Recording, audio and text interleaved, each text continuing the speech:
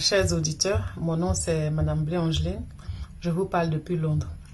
Aujourd'hui, nous allons voir comment le royaume d'Israël a été divisé en deux et pourquoi il a été divisé en deux. Nous allons nous pencher aujourd'hui sur le livre de 1 Roi, chapitre 12. On peut aussi lire 1 Roi, chapitre 11, mais vraiment nous allons plus nous accentuer sur 1 Roi, chapitre 12. La division du royaume d'Israël en deux, le royaume du nord et le royaume du sud. Pour tout commencer, c'est le roi Salomon qui est le fils du roi David. Dieu avait promis au roi David qu'il ne manquerait jamais un successeur sur le trône de la famille, de la lignée de David. Mais il s'est trouvé que le roi Salomon, qui était un des plus sages rois jusque-là, à la fin de ses jours, vers la fin de ses jours, il s'est détaché un peu de Dieu, il s'est attaché au Dieu de ses nombreuses femmes. Salomon avait 700 femmes de famille royale et il avait 300 concubines. Et il a commencé à adorer les dieux de ces femmes étrangères et cela a déplu à Dieu.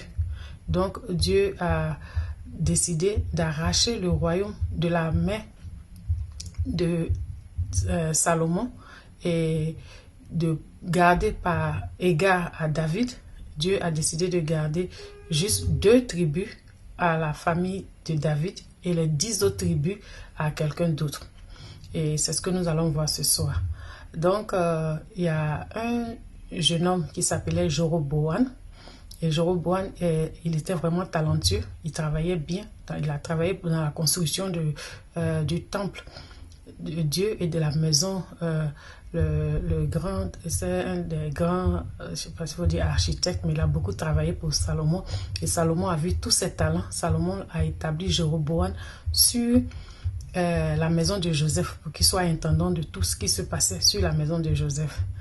Et quand Dieu, un jour, Jéroboam, le jeune homme, il sortait de Jérusalem et il passait par les champs et il a été rencontré par un prophète qui s'appelle Achija. Et le prophète portait un manteau qui était tout neuf. Le prophète Achija a ôté son manteau, il a fondu en 12 morceaux.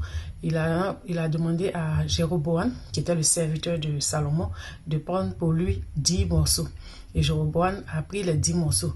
Et Achija, qui prophétisait, lui dit, ok, je déchire maintenant, ainsi parle l'Éternel, je déchire le royaume de la main de Salomon et je t'en donne 10 tribus. Et par égard à mon serviteur David, je vais garder 2 tribus pour David. Jéroboam est parti, mais je crois que, écho faisant, le roi Salomon a eu écho de ce qui s'est passé. Il voulait s'en prendre à Jéroboam. Jéroboam même a porté main. Il a levé la main contre Salomon. Et du coup, Salomon cherchait à le tuer. Donc Jéroboam a fui. Il allait en Égypte pour se réfugier jusqu'à la mort du roi Salomon. Quand Jéroboam a appris que Salomon était décédé, il est revenu en Israël. Et après la mort de Salomon, il fallait maintenant introniser le fils de Salomon qui s'appelle Roboam. Donc il y a Jéroboam qui est le serviteur de Salomon qui devait succéder selon le plan de Dieu. Jéroboam devait avoir 10 tribus et Roboam qui est le fils de Salomon qui devait maintenant succéder à son père, lui devait avoir 2 tribus. Mais voici comment les faits vont pouvoir se dérouler pour que la prophétie de Dieu s'accomplisse. Amen.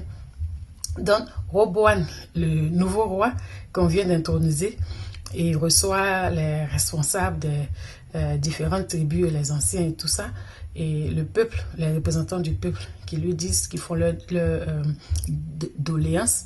Ils disent au nouveau roi Roboam que ton père Salomon vraiment nous a surtaxés et nos corvées étaient très lourdes. Nous voulons que tu réduises nos corvées et que tu diminues les taxes. Comme ça, nous serons tes serviteurs à vie. Et Roboam qui dit au peuple, allez et revenez me voir dans 3 jours. Donc, Roboam, de là, il va voir les anciens, les vieillards, les conseillers de son père. Il n'a pas consulter Dieu, mais il allait voir les conseils de son père, les vieillards, ce n'était pas mal, pour demander leurs conseils.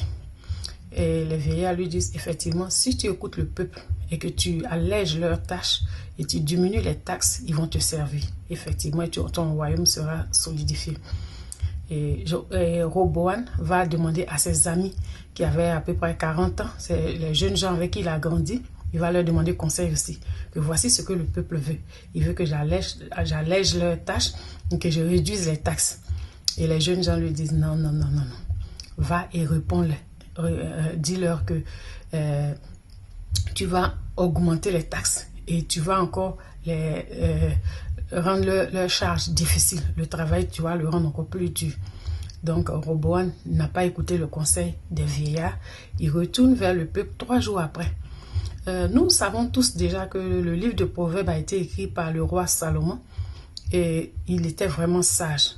Si Roboam écoutait son père et s'il suivait les traces de son père, s'il lisait les articles que son père avait écrits, il aurait pu comprendre qu'il fallait user de sagesse et de douceur envers le peuple, parce que Salomon a rédigé beaucoup de choses par rapport au leadership et tout ça, mais il n'a pas écouté.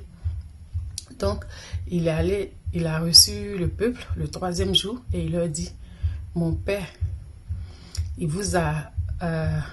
mon père vous a fait, il a été dur avec vous, mais je serai, en un mot, je serai encore plus dur que mon père.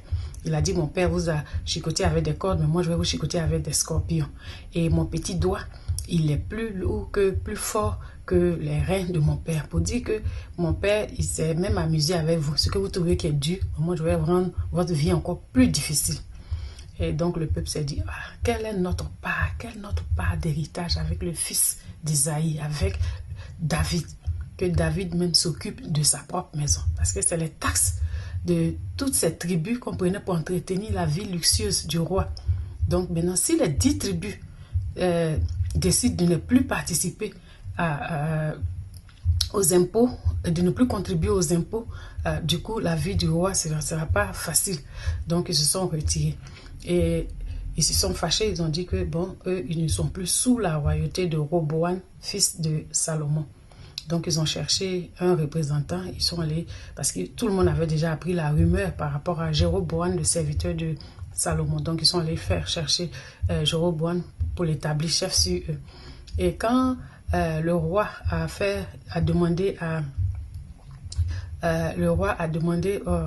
Adoram, qui est le chef des impôts, d'aller prendre les impôts sur les citoyens, on l'a lapidé à mort. Donc Adoram est mort, lapidé. C'était le chef des impôts. Et quand Roboam, le nouveau roi, qui est fils de Salomon, a appris ça, il est monté sur son char, il est descendu à Jérusalem. Jérusalem, c'est dans Juda, c'est dans le sud. Donc les deux royaumes, les deux tribus qui restaient maintenant à David ou à la famille de la lignée de David, c'était Juda et Benjamin. Juda et Benjamin. Mais Juda est la plus grande tribu, donc on parle toujours du royaume de Juda. Mais Benjamin aussi est au sud. C'est les deux tribus qui sont restées pour la famille de David. Et maintenant, les autres tribus, les 10 autres tribus, on a la tribu de Asher, on a la tribu de Gad, on a la tribu de Issachar, on a la tribu de Manassé, on a la tribu de Naphtali, on a la tribu de Ruben, la tribu de Siméon, la tribu de Zébulon, Lévi et Ephraïm. Eux tous, ils sont au nord. Et Juda et Benjamin au sud. C'est à Juda que se trouve Jérusalem. Dans le sud. Dans le nord, il y a 10 tribus. Et le sud, il y a 2 tribus. Et donc, ils se sont révoltés. Ils ont dit qu'ils ne contribuent plus. Et Jéroboam, qui n'est pas de famille royale que Dieu a choisi par grâce, qui est monté, au lieu de s'attacher à Dieu pour cette grâce que Dieu lui a fait, lui aussi a commencé à se rebeller contre Dieu. Il dit que le peuple risque de retourner à Roboam au sud quand ils vont aller faire les fêtes, quand ils vont aller pour célébrer les fêtes, ils risquent de porter leur cœur vers Roboam. Donc il a fabriqué des hauts lieux, lui-même il a fabriqué de nouvelles, enfin il a fabriqué de nouveaux lieux, il a choisi des prêtres, lui-même des sacrificateurs pour servir dans la maison de Dieu qu'il a fabriqué. Il a fabriqué des veaux d'or, 2 veaux d'or, un à Bethel, un à Dan, où les gens devaient pouvoir servir Dieu. Mais c'était de l'idolâtrie, parce que ce qui était établi, c'était dans le sud. Mais il ne voulait pas qu'il parte dans le sud pour ne pas qu'il se rattache ou se rallie à Roboam, parce qu'il voulait toujours être roi. Mais il a oublié que c'est Dieu qui lui a fait grâce pour être roi. N'étant pas de lignée royale, Dieu l'a choisi. Mais lui-même, il a utilisé ses propres moyens pour se maintenir au pouvoir. Et du coup, il s'est éloigné de Dieu. Et Dieu n'était pas content. Roboam aussi, qui est le fils de Salomon, au vu de tout ça, au lieu de se repentir, demander pardon à Dieu pour que Dieu rétablisse les choses, lui aussi, il a commencé à faire les mêmes choses, à faire aussi les idoles, s'attacher à d'autres dieux et tout ça, et Dieu n'était vraiment pas content. Et la suite nous dit, on va voir dans d'autres épisodes, dans d'autres vidéos, comment les choses se sont passées, parce que Roboam n'était pas fidèle à Dieu, Jéroboam non plus n'était pas fidèle à Dieu. Donc la lignée après David, Salomon n'a pas été fidèle à Dieu, et cette division-là a continué jusqu'ils sont allés en captivité, en Syrie et tout ça. Donc dans d'autres vidéos, nous allons expliquer un peu pourquoi les choses se sont passées comme ça et quelles sont les conséquences quand on s'éloigne de Dieu, qu'on ne met pas Dieu en première place, qu'on met des idoles, qu'on met d'autres choses devant nous qui remplacent la place, qui prennent la place de Dieu, comme l'argent, la cupidité, l'amour de l'argent, des choses qui nous préoccupent plus que la présence de Dieu. Comment cela peut nous entraîner loin de Dieu et les conséquences. Dans d'autres vidéos, nous allons être un peu plus précis et expliquer un peu la nouvelle vie du royaume divisé en deux et les conséquences avec notre ère actuelle. Que le Seigneur vous bénisse. Le royaume d'Israël divisé en deux. Gloire soit rendue à Dieu. Que le Seigneur bénisse sa parole. C'est Madame Blé Angeline depuis Londres. Soyez tous bénis. Amen.